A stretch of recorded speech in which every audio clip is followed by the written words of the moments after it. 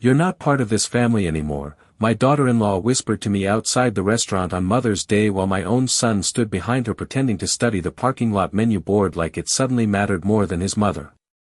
I remember the exact way the spring wind lifted the edge of her cream-colored coat as she folded her arms across her chest and smiled at me with practiced politeness. People were walking past us toward the entrance of Bellamy's Steakhouse carrying flower bouquets and gift bags, laughing with their families, while I stood there holding the blueberry pie I had baked from scratch at 6 that morning because Daniel used to love blueberry pie when he was little. "Vanessa," I said quietly, certain I must have misunderstood her, "I thought this was a family brunch." Her smile never moved. "It is," she replied. "That's why we think it's best if you don't come inside." Behind her, through the restaurant windows, I could already see the long table they had reserved. Pink flowers. Gold balloons. A framed sign that read Happy Mother's Day. My granddaughter Sophie sat near the center twisting nervously in her chair while relatives chatted around her. My seat was missing. Not forgotten. Removed. Daniel finally looked at me then, but only for a second. "Mom," he muttered, rubbing the back of his neck the way he always did when he was uncomfortable, "let's not make this difficult." Difficult. The word settled into my chest heavier than anger. He said it so casually, as though excluding his 68-year-old widowed mother from Mother's Day brunch was a scheduling inconvenience instead of humiliation. I tightened my grip on the pie carrier until my fingers hurt. Vanessa stepped closer, lowering her voice even more. "You've been emotionally overwhelming lately, Evelyn. We just want one peaceful holiday." Peaceful. I almost laughed at that. 3 years earlier, after Harold died from his second heart attack, I spent months learning how to sleep alone in a king-sized bed that suddenly felt the size of Nebraska. I learned how to make half a pot of coffee instead of a full one. I learned how quiet a house could become when the person who filled it with music and bad jokes was suddenly gone forever. But apparently grief had become inconvenient for them too. A car horn sounded somewhere across the parking lot. Someone near the entrance laughed loudly. Life kept moving around me while my family erased me from it in broad daylight. Sophie suddenly stood up inside the restaurant, her eyes locking onto mine through the glass. Vanessa noticed immediately and shifted sideways, blocking her view of me like a curtain being pulled shut. That hurt more than the words. Much more. I looked down at the blueberry pie resting in my hands. I had even written, "Love you always," in tiny pastry letters across the top.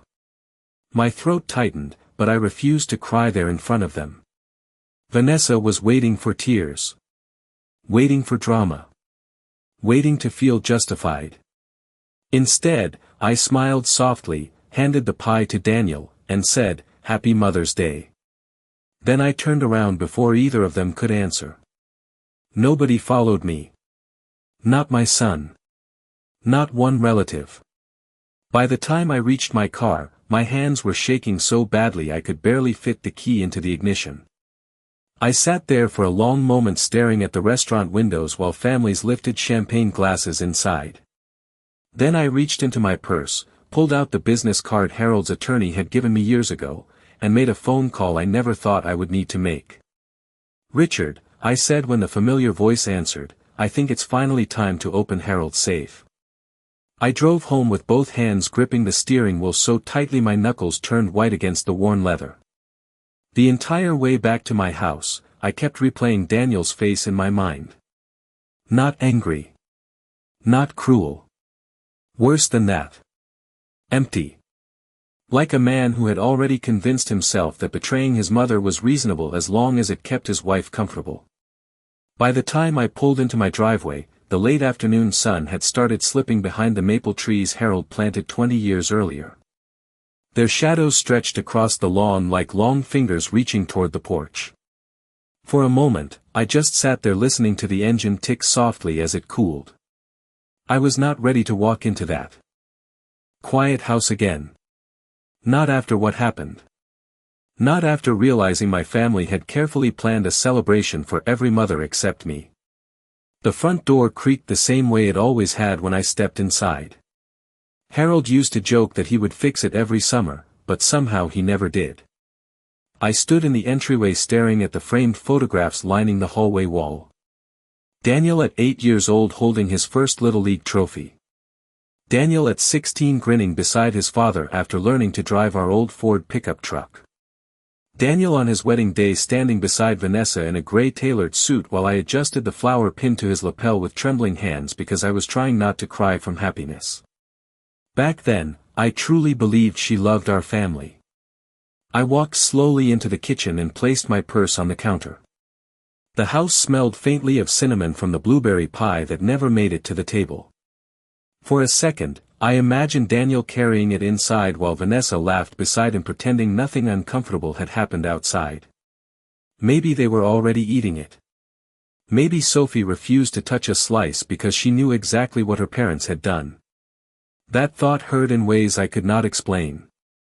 I opened the refrigerator and stared blankly at the groceries inside without seeing any of them. Half a gallon of milk. Leftover chicken soup. Strawberries I bought because Sophie liked them dipped in whipped cream. Tiny pieces of a life that suddenly felt unnecessary. The silence pressed against me from every direction. 3 years ago, after Harold passed away, I thought grief was the heaviest loneliness a person could carry. I was wrong. There is something colder than losing your husband. It is sitting in the home you built together and realizing your own child has started treating you like an inconvenience that needs to be managed. I poured myself a cup of coffee even though it was almost 5 o'clock in the evening. Harold used to tease me about drinking coffee too late. "You will be staring at the ceiling all night," he would say while reading the newspaper at the kitchen table. I could almost hear his voice now. The memory settled over me gently instead of painfully. Strange how the dead sometimes feel kinder than the living. My eyes drifted toward the hallway closet near the dining room. The safe was hidden behind the winter coats and old board games nobody touched anymore. Harold installed it himself the year Daniel left for college. I had not opened it since the week after the funeral because every document inside still felt connected to him somehow. His handwriting. His careful labels. His plans for our future. But as I stood there holding my coffee mug in both hands, I suddenly remembered something he told me one rainy night about 6 months before he died. We had been sitting on the back porch listening to thunder roll across the hills while Daniel and Vanessa argued quietly inside the house after dinner. Harold stared out at the storm for a long moment before saying, "If people ever start loving what you own more than they love you, promise me you will not ignore it." At the time, I told him he was overthinking things. Harold just nodded slowly and changed the subject. Now, standing alone in that silent kitchen, I realized he had seen something coming long before I did. The next morning, I woke up at 4:30 without needing an alarm. That had become normal after Harold died. Sleep came lightly these days, like something temporary that never fully trusted me enough to stay. Rain tapped softly against the bedroom windows while pale gray light gathered over the hills outside.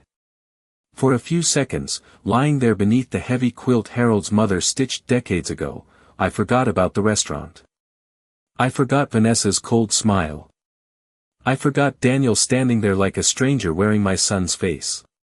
Then the memory returned all at once, sharp and humiliating, and my chest tightened so suddenly I had to sit upright just to breathe normally again. The other side of the bed remained perfectly smooth, untouched for 3 years now. Sometimes I still caught myself turning toward it in the middle of the night expecting Harold's sleepy voice asking what was wrong. Instead there was only silence. I wrapped my robe around myself and walked downstairs carefully, one hand trailing along. The banister Harold refinished every summer until his arthritis got too bad to hold the brush steady. The kitchen felt colder than usual. I started the coffee maker and stood by the sink watching rainwater slide down the backyard windows. The bird feeder Harold installed outside the maple tree swayed gently in the wind. Cardinals still came every morning around sunrise because he fed them at the exact same time every day for nearly 10 years. Funny how even birds remembered loyalty better than some people. While the coffee brewed, my eyes drifted again toward the hallway closet. For years I avoided opening the safe because it felt too final, too much like admitting Harold truly was never coming back. But something inside me had shifted after yesterday. Vanessa had not just embarrassed me. She had crossed a line people cannot uncross. Excluding me from Mother's Day was not impulsive cruelty. It was deliberate. Planned. Carefully rehearsed. I could see that clearly now. I carried my coffee into the hallway and pushed aside winter coats until the small steel door appeared against the wall. My hands hesitated over the keypad. Harold chose the code himself. Daniel's birthday followed by our wedding anniversary. Typical Harold. Family first, always. The lock clicked open with a heavy metallic sound that echoed strangely through the quiet house. Inside sat neatly organized folders, insurance papers, property deeds, old savings bonds, and several sealed envelopes labeled in Harold's handwriting. One envelope immediately caught my attention because my name was written across the front in thick black ink. Evelyn. Open only if you truly need to. My stomach tightened as I carefully sat down on the hallway floor holding the envelope in both hands. I recognized the slight tremor in his handwriting from the months after his diagnosis when his medications made his fingers unsteady. For a moment, I simply stared at it. Then I slid my finger beneath the seal and unfolded the letter inside. Evelyn, if you are reading this, something has changed in the family enough to make you finally open the safe. First, I need you to know this. None of what happened is your fault. People reveal themselves slowly. Especially when money and property become involved. My eyes stopped there for several seconds. Outside, thunder rolled faintly in the distance while rain continued tapping against the windows. Harold knew. Somehow, before I ever allowed myself to admit it, Harold had already seen the cracks spreading through our family. I kept reading, my heartbeat growing heavier with every line. There are documents in the blue folder regarding the house, Sophie's trust, and the family accounts. Richard knows everything. I instructed him not to discuss any of it unless you specifically came asking. If Daniel ever allows someone to isolate you from your own family, promise me you will protect yourself first. Even from him. A tear slipped down my cheek before I could stop it. Harold had spent 42 years protecting me from storms I never even noticed were forming. And now, somehow, he was still trying to protect me even after death. For the next 2 hours, I sat at the dining room table with Harold's letter spread open beside my untouched coffee while rain slid slowly down the windows. Every few minutes I looked back toward the blue folder resting near my elbow as though it might suddenly disappear if I blinked too long. My entire marriage, Harold handled the financial details because he genuinely enjoyed it. Spreadsheets, retirement accounts, insurance policies, tax binders stacked neatly in the office closet. He liked order. He liked knowing the people he loved would always be safe. I used to tease him that he prepared for disasters the way other men prepared for football season. Now I understood why. With trembling fingers, I finally opened the folder. Inside were property documents for the house, investment records, and legal paperwork connected to a trust Harold established nearly a decade earlier. Sophie's name appeared repeatedly across the pages. Educational trust. Restricted access. Protected beneficiary. Several lines had yellow highlights and handwritten notes in Harold's careful script. Under no circumstances should principal access transfer to Daniel without Evelyn's written approval. My stomach tightened immediately. Why would Harold specifically write that? Then I remembered little moments I dismissed over the years because I did not want to believe what they suggested. The Christmas Vanessa insisted it would be less stressful if I celebrated separately because Sophie had too many events that week. The summer Daniel suddenly stopped discussing family finances around me after spending years asking my opinion about everything from mortgages to retirement plans. The uncomfortable silence every time Harold mentioned long-term planning at dinner. Tiny moments. Tiny fractures. Back then, I explained them away because mothers are experts at protecting their children from judgment, even when they should not be protected. I leaned back slowly in my chair as memories began fitting together with painful clarity. About a year before Harold died, Daniel and Vanessa invited us to dinner at their house. Vanessa spent nearly the entire evening talking about rising real estate prices and how difficult it was to maintain the right lifestyle in the suburbs anymore. At one point she glanced around our dining room and smiled. Honestly, this house could probably sell for over $1 million now with the right renovations. Harold barely reacted, but later that night while we washed dishes together, he quietly asked me, "Did you notice she talked about the value of the house more than the memories inside it?" I told him he was imagining things. I defended her. God help me, I defended her. Another memory surfaced right after that one. Sophie's 12th birthday party. I arrived early carrying presents and homemade cupcakes only to find Vanessa irritated because I had not checked the new schedule. Apparently they moved the party 2 hours earlier without telling me. By the time I got there, Sophie had already blown out the candles. Daniel hugged me awkwardly near the doorway while Vanessa apologized with polished perfection. "Things were just so hectic," she said while checking messages on her phone. Sophie looked heartbroken the entire afternoon. I remembered that now. I remembered how tightly she hugged me before I left.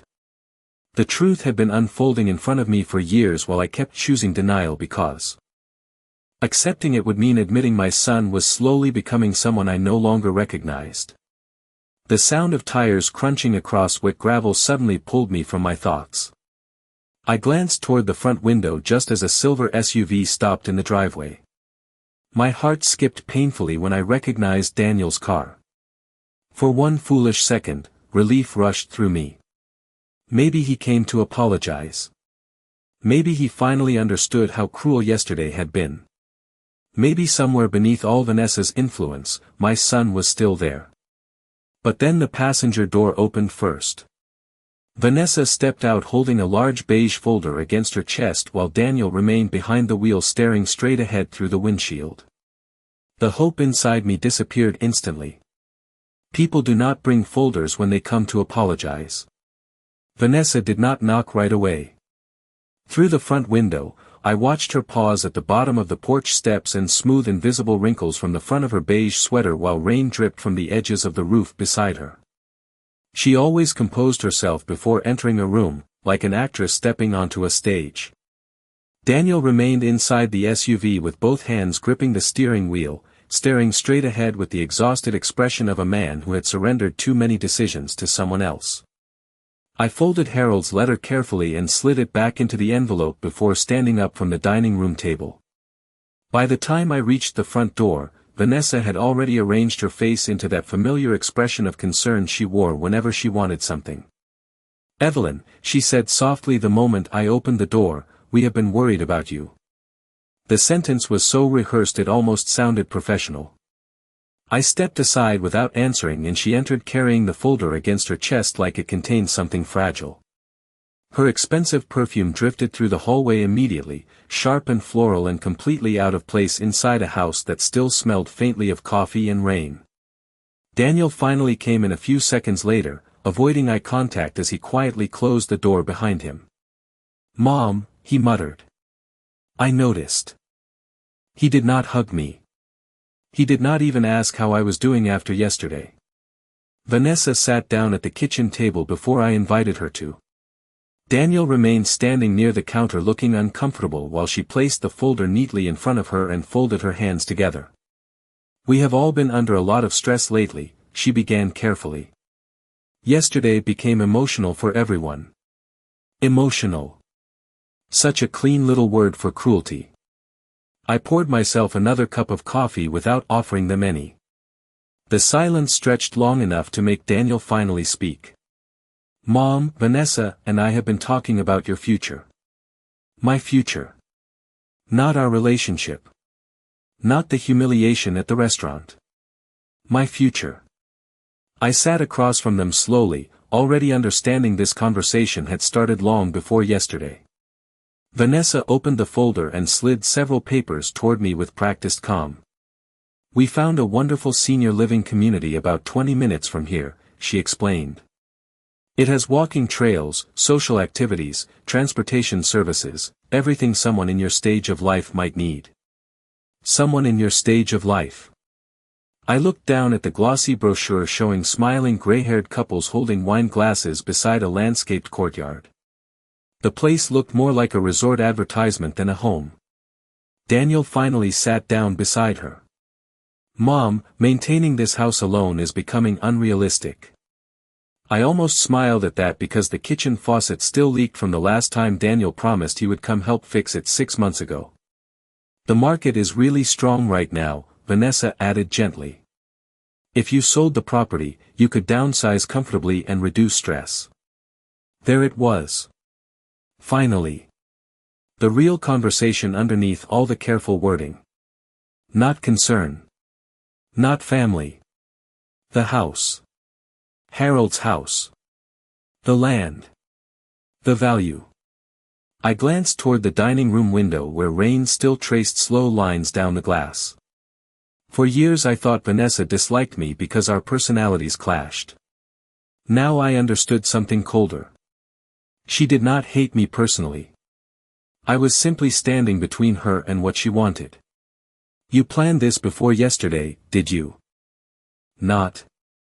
I asked quietly. Vanessa's expression barely shifted, but Daniel immediately looked down at the table. That told me everything. Evelyn, she said carefully, we are only trying to help you make practical choices. Practical. Another polished word people use when they want to disguise selfishness as wisdom. My eyes drifted briefly toward the hallway closet where Harold's safe remained hidden behind old winter coats. Suddenly his letter no longer felt like paranoia. It felt like preparation. Vanessa pushed a pen gently across the table toward me. These are only preliminary discussions, she said with a soft smile. Nothing has to happen immediately. But I noticed the moving company estimate clipped beneath the brochure. I noticed the assisted living deposit form already partially completed. Most of all, I noticed neither of them asked what I wanted. I picked up the pen slowly and turned it once between my fingers while Vanessa watched me with careful patience. Daniel still would not look directly at me. The rain outside had softened into a steady drizzle, and somewhere upstairs the old grandfather clock chimed noon with hollow, lonely echoes that drifted through the house Harold spent half his life restoring room by room. For a long moment, nobody spoke. I could feel Vanessa studying my face, searching for signs of resistance, anger, confusion. Instead, I lowered my eyes toward the paperwork again and let my shoulders sag slightly the way exhausted older women are expected to sag when life finally overwhelms them. Maybe you are right, I said quietly. Both of them looked surprised. Vanessa recovered first. Evelyn, this is not about being right. We just want you safe and comfortable. Safe. Comfortable. Such gentle words for what they were really asking me to surrender. I nodded slowly as though the fight had drained out of me completely. I have been tired lately, I admitted. That part, at least, was true. Tired of grieving politely. Tired of pretending not to notice every small rejection. Tired of defending people who no longer defended me. Daniel finally exhaled softly beside her, relief washing visibly across his face. It was the first genuine emotion I had seen from him all morning. We can take things one step at a time, he said quickly. There is no pressure. But the moving estimate remained clipped neatly beneath the papers. The assisted living brochure was already folded open to pricing options. Everything had been prepared before they ever walked through my door. Vanessa pushed another document closer. This form would simply allow us to help manage some responsibilities temporarily while you transition. I recognized the wording immediately from the documents inside Harold's blue folder. Limited property authorization. Temporary control over financial decisions connected to the house. Temporary. Another harmless-looking word people use before taking permanent things. I let my eyes skim the pages without reacting. Then, very carefully, I signed exactly where Vanessa pointed. Her entire posture relaxed after that. She leaned back in her chair with the smallest flicker of satisfaction crossing her face before she quickly hid it again beneath concern. Daniel rubbed both hands over his face like a man who believed a difficult burden had finally been lifted. Watching them hurt more than I expected. Not because of the paperwork. Harold had protected me from far more than they realized. No, what hurt was how relieved my son looked after convincing himself his mother no longer needed control over her own life. Vanessa gathered the papers neatly into the folder and stood up first. "You are doing the smart thing," she said warmly. I walked them toward the front door while she continued talking about future plans. Renovations. Simpler living. Less stress. Her voice blended into background noise after a while. My attention shifted instead toward Daniel as he paused beside the family photo hanging near the staircase. It was taken 15 years earlier at a lake cabin in Vermont. Harold stood with one arm around my shoulders while Daniel grinned beside us holding little Sophie, who could not have been older than 1. We looked like a family in that picture. Real. Solid. Safe. Daniel stared at it for several seconds before quietly saying, "Dad would want you taken care of, Mom." I almost answered him. Truthfully right then. I almost told him Harold saw this coming long before I did. But instead, I simply nodded once and opened the door. Vanessa kissed my cheek lightly before stepping onto the porch. "We will handle everything," she promised. That sentence lingered in the air long after their SUV disappeared down the driveway. "We will handle everything." I waited exactly 10 minutes after they left before walking calmly back to the hallway closet and reopening Harold's safe. Then I reached for the second folder hidden beneath the property records and dialed Richard's office number with perfectly steady hands. Richard answered on the second ring with the same calm voice I remembered from Harold's funeral. "Evelyn," he said immediately, as though he had been expecting my call for years. "I was wondering when you might contact me." I stood alone in the kitchen staring out at the wet backyard while thunder rolled faintly somewhere beyond the hills. "You knew," I said quietly. It was not really a question. Richard remained silent for a moment before answering carefully. Harold noticed certain patterns during the last few years of his life. He asked me to prepare safeguards in case those patterns became more serious after he was gone. Safeguards. The word settled strangely inside me. Not revenge. Not punishment. Protection. Harold had not spent his final years plotting against our son. He had simply understood something I refused to see. Richard asked me to come to his office the next morning and told me to bring every document Vanessa had given me. After we hung up, I stood motionless for several minutes listening to the refrigerator hum softly behind me. The house no longer felt lonely in the same way it had before. Quiet, yes. But not helpless. That night I barely slept. Around 2 in the morning I found myself wandering downstairs wrapped in Harold's old navy cardigan, the one that still smelled faintly of cedarwood after all these years. I made tea and sat at the kitchen table reading through the paperwork Vanessa left behind. Every page was carefully designed to appear temporary and harmless. Transitional authorization. Assisted living consultation. Preliminary property review. Soft language covering hard intentions.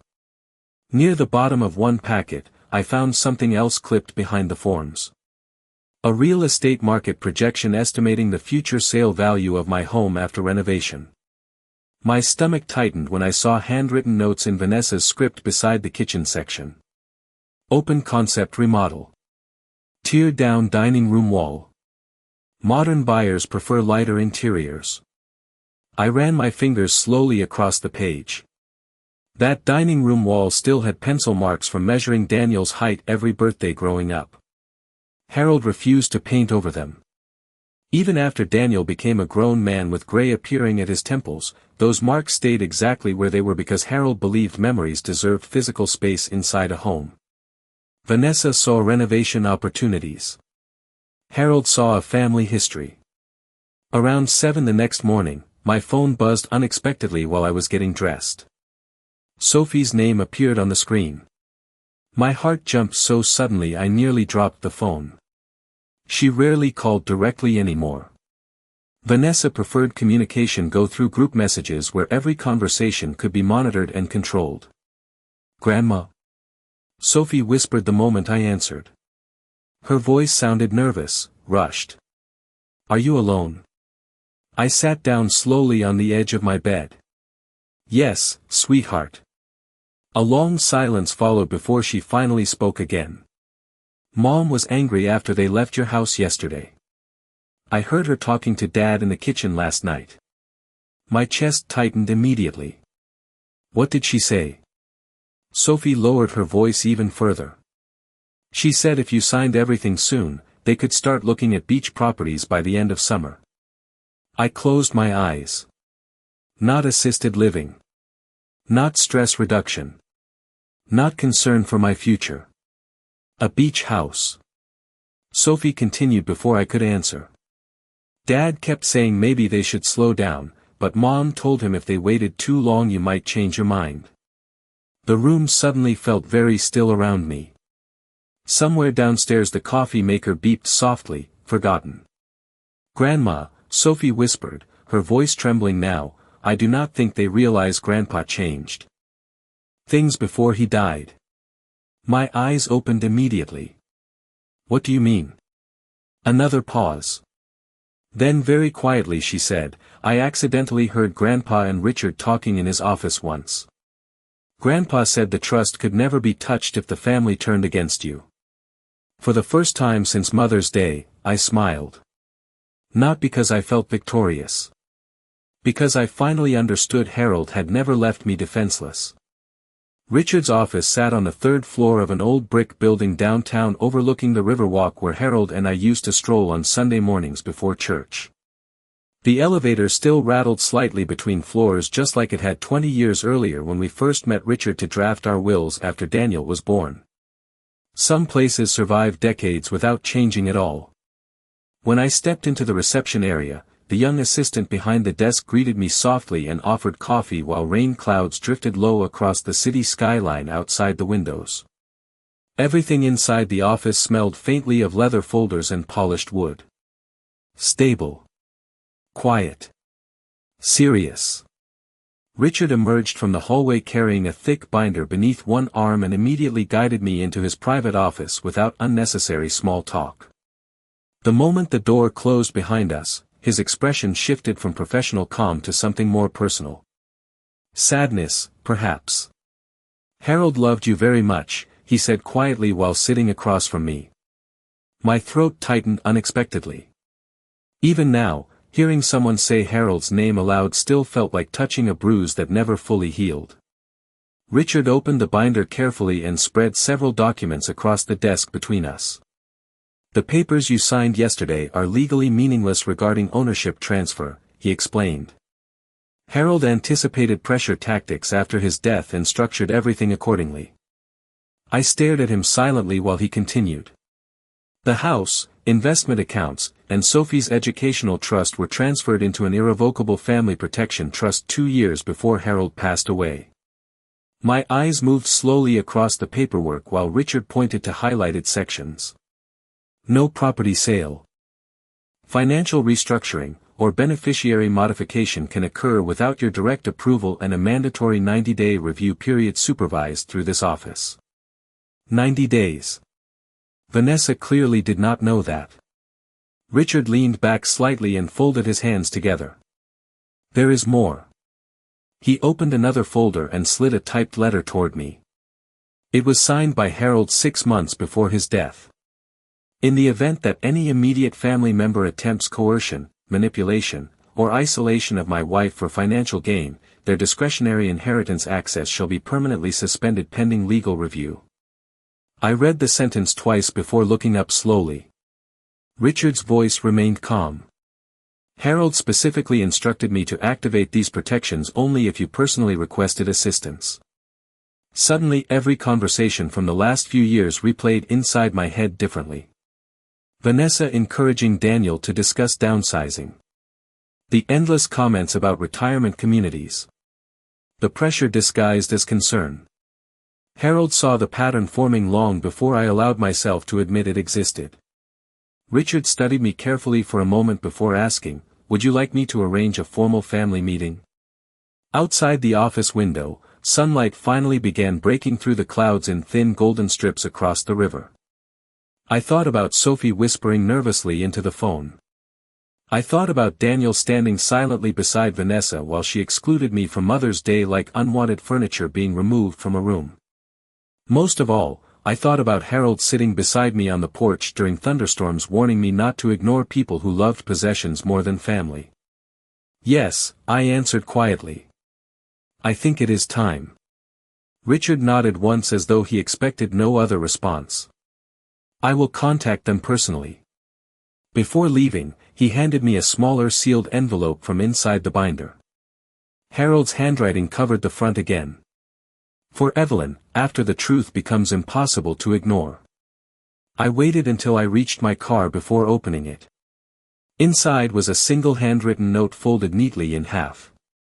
"Evelyn, if you are reading this, then I was right about one thing and wrong about another. I was right that greed would eventually reveal itself. But I was wrong to worry you would not be strong enough to face it. You have always been stronger than everyone around you realized." I pressed the note against my chest and closed my eyes.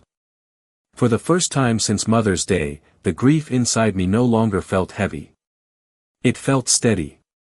The family meeting was scheduled for Friday afternoon at Richard's office. Vanessa arrived first wearing a white blazer and carrying a leather portfolio pressed tightly against her side like someone preparing for a business negotiation instead of a conversation about family. Daniel followed a few steps behind her looking pale and exhausted, his tie slightly crooked as though he dressed in a hurry. Sophie came last beside them, her eyes immediately searching the room until they found me seated quietly near the window. She gave me the smallest smile before lowering herself into a chair beside her father. Richard entered carrying several folders and closed the office door gently behind him. Nobody spoke at first. The silence inside the room felt heavy but controlled, like the quiet moments before a thunderstorm finally breaks open across summer skies. Vanessa cleared her throat first.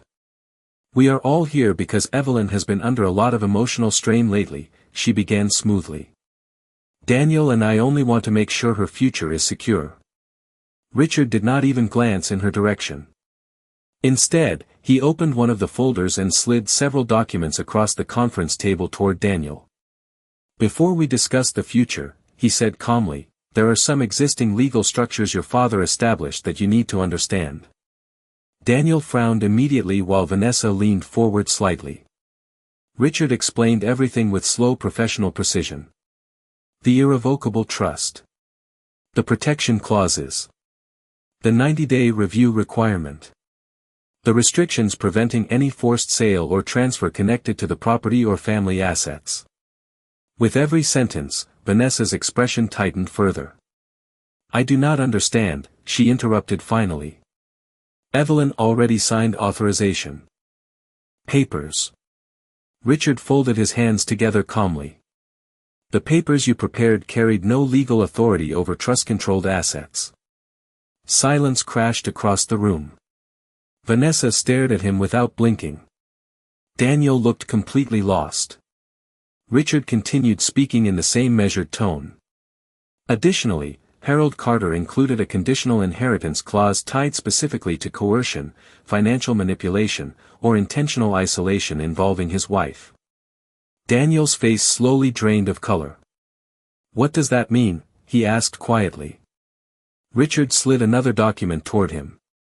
"It means your father anticipated the possibility that family pressure might be used against Evelyn after his death." Vanessa finally lost the polished calm she usually guarded so carefully. "This is ridiculous," she snapped. "We were trying to help her." Richard's eyes lifted toward her for the first time. "Mrs. Carter, recommending assisted living while simultaneously preparing real estate evaluations for beach property purchases does not communicate concern as clearly as you may believe.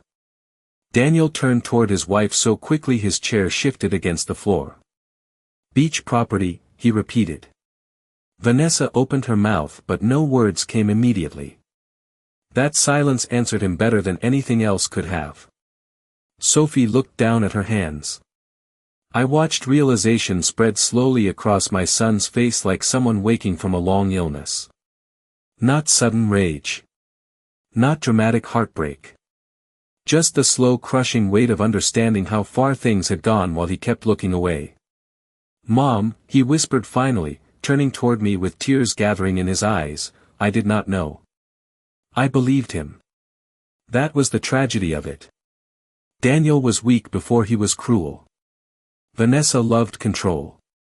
Daniel loved avoiding conflict. Together, those two flaws became something poisonous. I stood slowly from my chair and smoothed the sleeves of Harold's cardigan before answering. You knew enough. Nobody spoke after that. Outside the office windows, sunlight reflected across the river in soft golden ripples while people moved through downtown sidewalks carrying coffees and shopping bags, unaware an entire family was quietly collapsing 3 floors above them. Vanessa stared down at the legal papers spread before her like someone watching a locked door close forever. Daniel covered his face with one trembling hand. Sophie walked across the room and slipped her arm gently around mine. I rested my hand over hers and looked at my son one final time. Love without respect becomes control, I said quietly. And family without kindness becomes nothing at all. Then Sophie and I walked out together while the office door closed softly behind us.